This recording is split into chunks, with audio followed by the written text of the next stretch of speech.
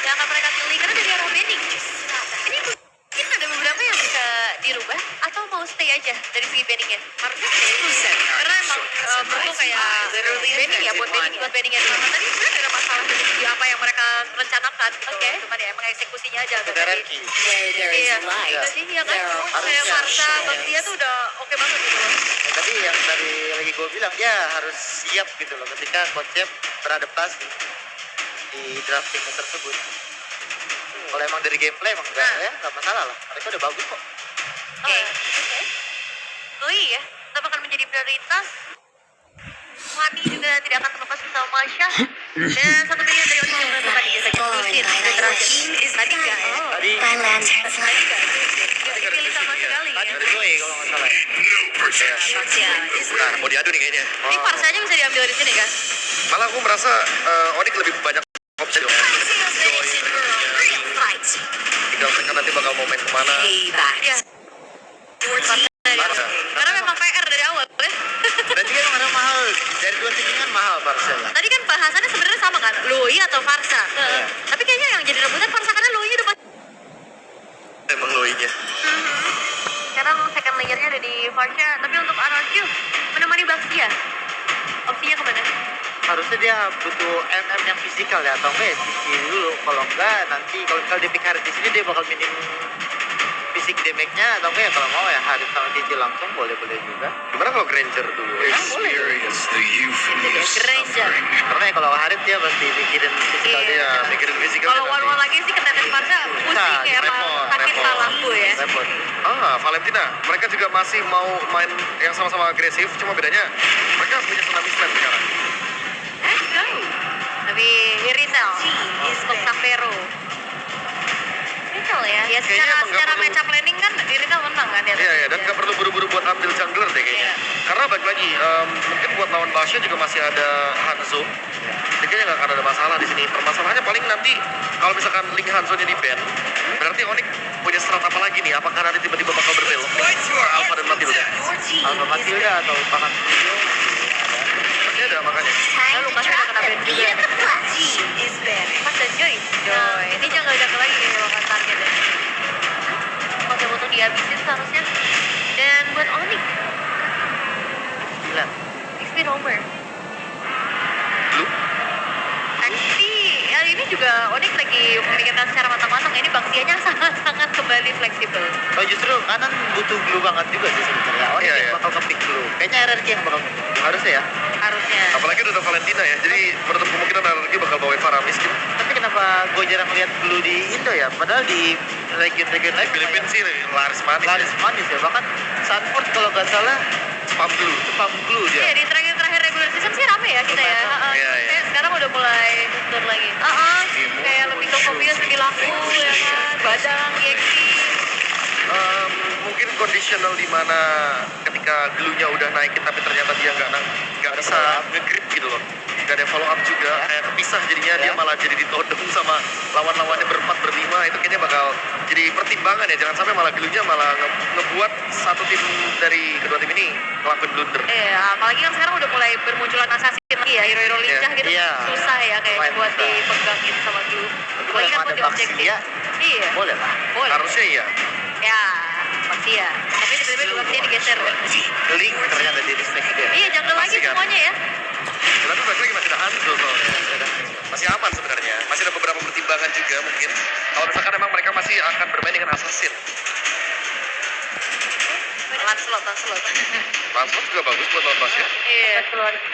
Wah, kalau bicara tentang Kairi juga banyak banget sih. Kalau waktu hero comeback dia di SPS tuh Nolan. Hero comeback dia yang awal kalah, tiba dia main Nolan gitu langsung berubah. Iya, Tapi iya. susah sih di sini Nolan. Lumayan susah ya boleh bilang. Wah, diumpetin lagi. Bentar. Sinyal kah buat ngepick plusnya ke arah Fredrin? Bisa. Last pick Fredrin dengan komposisi kayak gini, dia bakal online banget soalnya. Iya betul. Iya kan? Kok kayak ada bau-bau ini juru taksir sih. Apa tuh? Pekerjaannya Fredrin, appraisers. Oh, Juru itu taksir. taksir. Oh gitu. Di translate. Iya. Gak kepikiran sih kalau kontes itu. Kalau aku malah mikirnya kayak ini kan Granger ya, balik lagi Granger butuh timing yang begitu banyak untuk snowball. Sementara ya gimana cara menghentikan timing seperti ini? Yisun Shin. Oke. Ini bukan perdana, pernah muncul. Iya. Tapi kalah ya. Tapi kalah ya? Dan iya, aku merasa juga di sini Lee Seung Jin balik lagi ya, dia emang untuk mengumpulkan informasi. Masalah utamanya ya balik lagi, aku nggak ngeliat di Lee Seung Jin tapi di badangnya, badang Baxia ini harus dimaksimalkan banget karena RRQ kalau misalkan late game-nya benar-benar gagal untuk dijalankan, mereka baru online di atas menit 18 loh. Dia butuh banget early game-nya ini Dia ya. butuh early game-nya banget.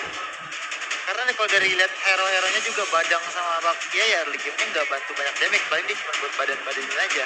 Ditambah justru kanan yang harusnya early game yang enak kuat ini beda. Ada Parsa dan juga ada Kalea. Nah, apakah akan berbelok lagi nih? Tadi kita udah sempat bilang kayak Fredrin. Apakah ternyata tetap atau stick di Assassin? Dan Assassin yang tersisa mungkin masih ada Lance. Oke. Jadi dia terakhir yang pakai Alpha. Tanpa Matilda, ingat. Ether loh.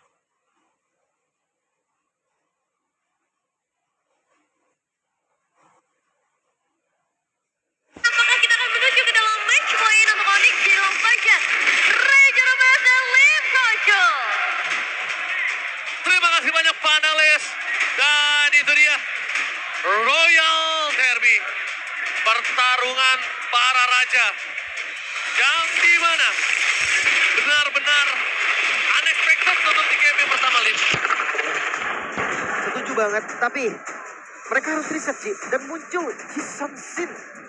Kita melihat akan ada farming hero, tapi jujur ya gue ngerasa nih dari semua gameplay mendingan ya farming sekalian di Sunset. Yes, ini dia di match yang kedua. Game yang kedua. Mampukah RRQ membalikan keadaan ataukah sang Raja Langit yang akan mendapatkan match point-nya? So, Velodrome, mana tepuk tangannya? Let's go to the land of down. Berkumpul ya, Sonic Kingdom semua berkumpul. Bukan hanya ada yang di dalam, tapi yang di festival juga begitu ramai. Jakarta International Velodrome ya, jadi tempat yang pas loh. Bukan ramai banget ini, semuanya udah penuhi dalam Jakarta International Velodrome ya, dan bahkan juga di luar festival. Tapi Rich hampir ter-take down, first blood hampir di tangan dari pasukan Simonic dengan perang. Nah kemarin gue sempat bertanya-tanya juga, di era Parsha, kemanakah Valentina? Oke. Mobilitasnya tinggi dan enak juga untuk melakukan zoning burst damage, ada Clear cepat. bisa ngambil Wither Strike-nya juga. Tapi lihat di depan sana Susujin. Apakah akan ada musik lambada kali ini? Flicker for defensifnya digagalkan tembakan. Ditabrak begitu saja. First blood dari Susujin. Berhasil menutup para pasukan dari Simonic. Meanwhile, the bottom lane toy. Atau nowhere Sakaratul Maut. Wow, agresif ternyata ya. Bukan hanya farming, tapi ngelihat dari Jisan Sin, damage di awalnya, permainan pasif, ini membuat damage di awalnya begitu. Farming Hati-hati. ada dua. Siap. Jangkau atau kill. Iya. Karena memang Jisan Sin juga adalah assassin. Makanya kayak mungkin aja nih dia bisa untuk galak di awal, tapi lihat rumput yang bagus-bagus tadi.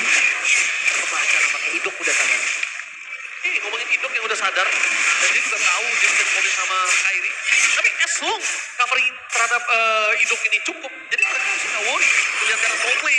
Sepertinya akan ada team fight. Tapi Rip ini untuk mendapatkan level 4 lebih dahulu sebelum dia melakukan iritasi terhadap Venus Strike dari seorang Sun. Dilakukan Onyx. Level yang kalah, tapi Susujin akan kontes. Oke, visi terlihat akan sangat jelas. Tembakan Retri bisa sebelum Kairi. Susujin masuk terlebih dahulu. Sedikit terburu-buru nampaknya tanpa ada following up dari seorang Tyrant.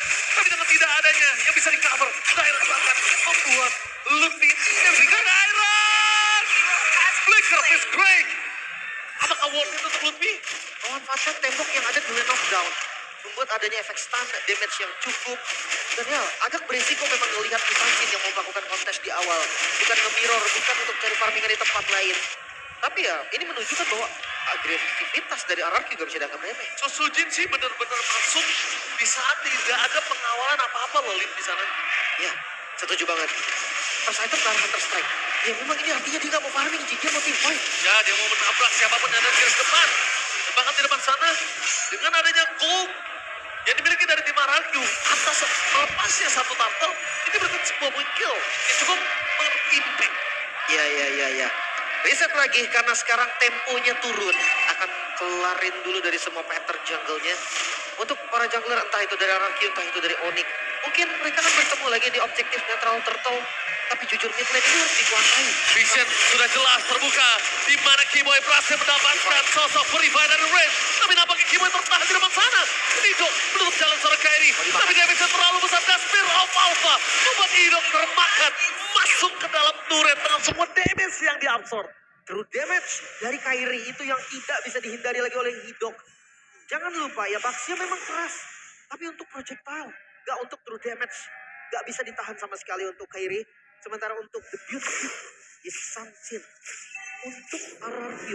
So far gue melihat ini bukan permainan Isamsin yang kurang. Ini permainan Isamsin yang sangat-sangat baik. Entah itu dari pasifnya, entah itu dari temponya.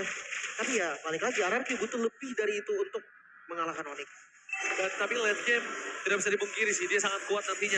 Idol membuka vision terhadap seorang Ludwig, di mana Keyboy sudah berada. Permasukan dari tim Onyx berhasil mendapatkan satu buah point kill dari Riz. Tanpa melihat tim terbakar itu dia finish strike dari sosok Tyler yang berubah sekali, tapi Savero out of nowhere berhasil membalikan keadaan dan bahkan Turtle bersama dengan double kill dimiliki dari tim Onyx.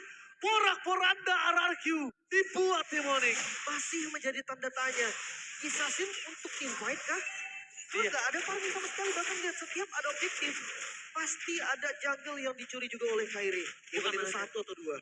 Bukan hanya itu aja, tapi mereka seakan-akan membuka vision mereka sendiri. Dia yang ngasih tahu show positioning mereka sendiri.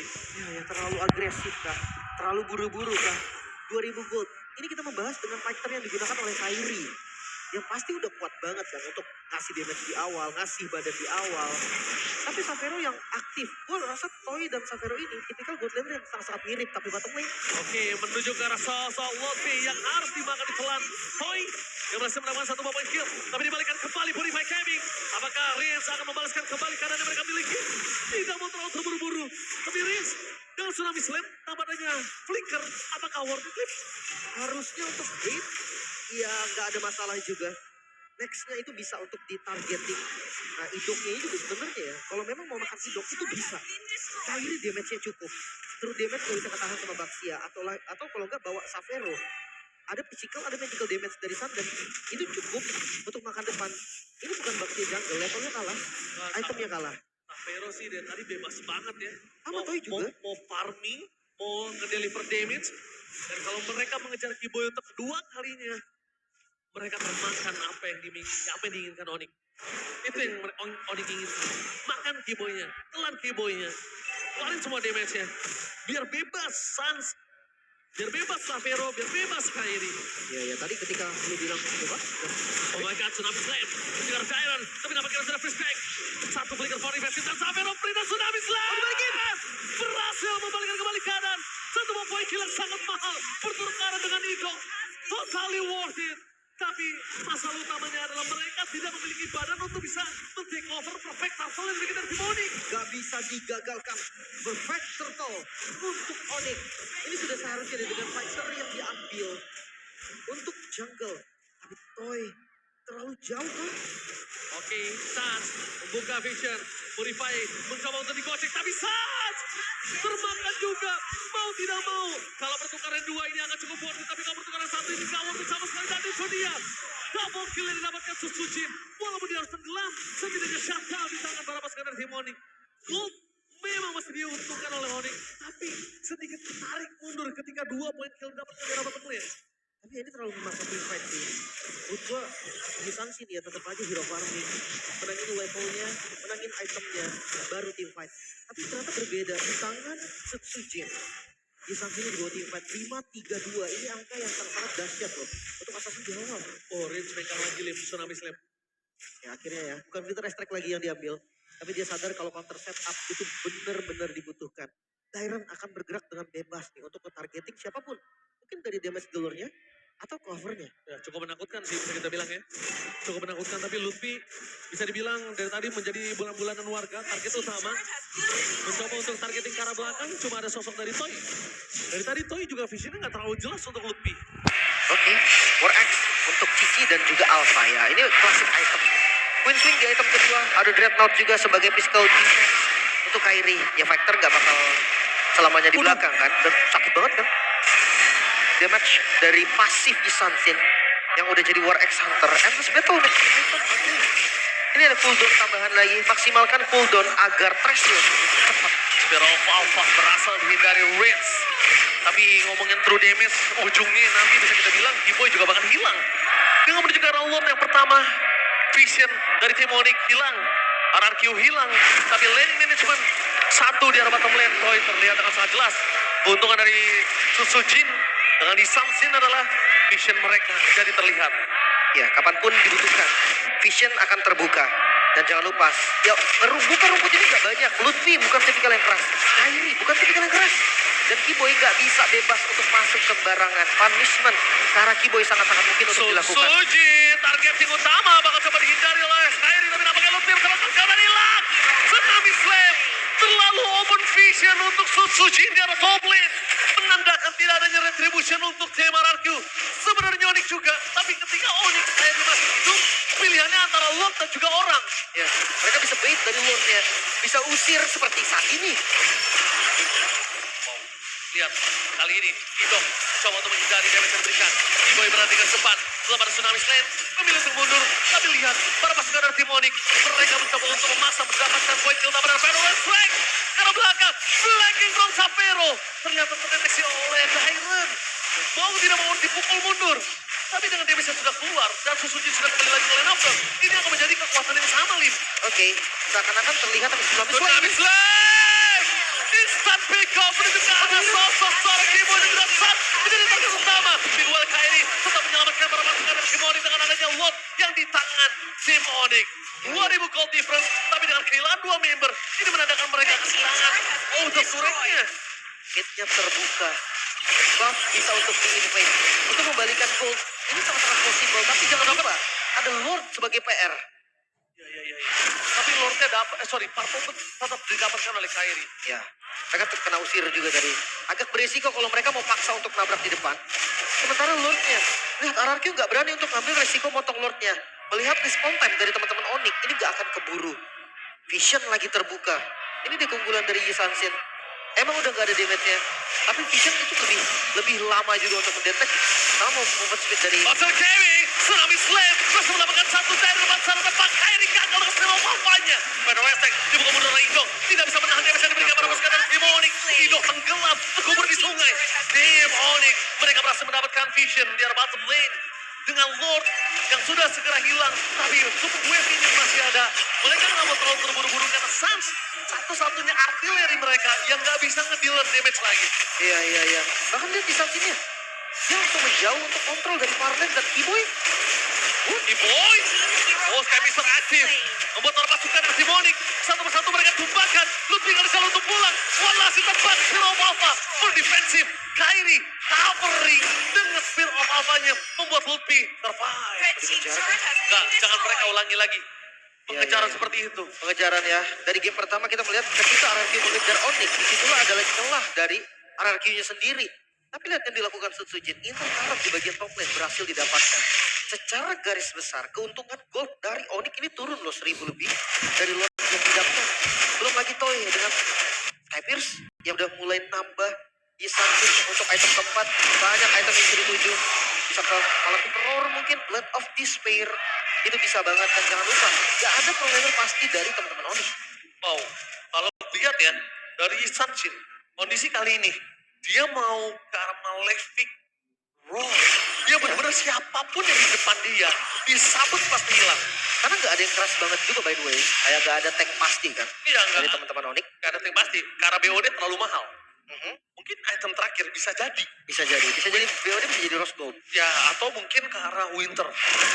Ya, cukup setuju. Winter, Immortal, itu tipikal dari Yisansin banget. Tapi Council, Oh, Konsil, target belakang. Mereka langsung disengket. Lihat, Lutfi langsung memberikan badan. Lutfi tahu perannya di sini. Dan lihat, ternyata Kiboy membalaskan dengan nadanya Konsil Gaming. Toy hampir menjadi target utama Kiboy, tapi dengan Kiboy tahu masih ada Purify, dia mengurungkan Nia. Iya, iya. Udah nggak boleh ya. Tsunami Slam sebagai bait dari Purify aja itu udah berat banget. Apalagi posisinya akan terekspos. Gak bisa kabur tapi udah ya. Oke, target Tsunami Slam. Menuju ke arah Kiboy. Bisa terbuka. Kairi belum masuk. Tapi nampaknya dengan ada Kiboy tanpa Tsunami Slam mereka terlalu berani. Dan itu dia. Kairi selalu menunggu momentum. Dengan Fenrir Attack terlalu sakit membuat para pasukan dari tim Araku memilih untuk disengage. Ya, belum ada target yang pas. Idok pun terlalu keras tadi. Oh, Sapero. Somero! First damage from Rookie. Kali ini benar-benar menggetarkan Land of Dawn. Reach mencoba untuk menarik dengan Tsunami Slam imitasi. Ternyata berbalik kehilangan dirinya. Tapi cepet banget sih tadi. Karena momennya Suns langsung pakai flicker dan Lord sekarang terbuka. Onyx mereka melakukan setup. Punya retribution, spear of off di depan sana. Tapi Kiboy langsung melakukan covering up. Menutup dengan jalan Fenrir Outbreak. Tapi lihat Susujin. Distraction versus everybody. Susujin dive to deep. Masuk terlalu dalam. Susujin tidak bisa keluar dari kolam yang dimiliki dari Demonic. Bahkan Toy, The Lord King yang berhasil survive, gak akan bisa berbuat banyak. Gak bisa ditutup langsung Lutfi. Ada di bagian depan dan Lord untuk Onyx. Lord yang mahal. Sutsujin yang coba melakukan flanking tadi dengan damage yang sebetulnya udah sangat-sangat sakit. RRQ. Sayang gak dapat momen. What happened RRQ? RRQ apakah sekarang ketemu Kryptonite-nya kembali? Terburu-buru sih. Mungkin satu kata terburu-buru. Ketika coba untuk engage ke depan. Udah reset keduanya udah mundur. Tiba-tiba ada lagi serangan dadakan. Rins tiba-tiba maju. Yang itu mungkin teman-teman gak siap. Jangan sampai nge-tilt. Tilting ini berat banget, Lim. Kalau udah kena sekali, game ini akan terus seperti itu. Ya. Reset. Pelan-pelan. Penting banget reset. Oke, tapi dan Onyx. Ini juga tipikal tim yang tidak akan melepasin pressure. Tapi Kiboy, Konsil. Oke, Konsil Gaming. Kiboy, hanya untuk retak-retak sambal aja. Dan ngomongin ke arah Lord di arah bottom lane, nampaknya mereka harus clear dengan cepat juga. Prince, kalau dia punya Fenrir Strike, dia punya high ground, tapi ya kita bisa bilang scammingnya tidak terlalu kuat lah. Tapi satu lane bisa dikontrol sih. Lihat, Yisansin dari Sutsujin ada di atas jauh banget. Dan hati-hati split push bisa jadi winning condition loh nantinya. Oh, tapi memang itu bisa terjadi. Mereka buka vision. Susujin show membuat para pasukan dari Demonic dan diteruskan di arah top lane. Mencoba untuk melakukan recall para pasukan dari Demonic. Apakah mereka berhasil? Tapi satu turret tambahan. Si Boy tercancel dengan kondisi first click yang dimiliki. Tapi tanpa ada damage membuat para pasukan dari Demonic. Mereka masih melakukan silent. Fokus karpet. Gak boleh apa terjadi. Dan bahkan Toy gak bisa memberikan damage. Lihat. Sutsujin berhasil mendapatkan turret. Tapi dia tidak berhasil untuk pulang. Ditempel terus-menerus, tapi hati damage. Oke, damage dasar. Mencoba one bounce situation dan Sutsujin dan gila Sat. What a play. One by one situation. Membuat Demonic berhasil mendapatkan kemenangan di game yang kedua.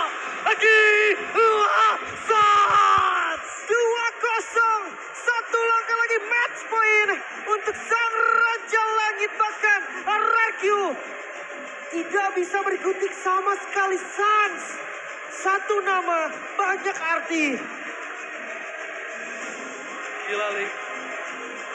Voting langsung terjadi dan itu dia permainan yang sangat menggelegarkan Jakarta International Stadium Velodrome. Wow, tidak menyangka Yisansin. Loh, kita bahas soal Yisansin, Ji. Fight dengan Pasha itu the real mechanical sih, mechanical gameplay. Vision dimenangin Sutsujin tadi, level item semua dimenangin Sutsujin. Tapi mental dari Suns, calculus damage yang matang membuat Sutsujin yang tumbang.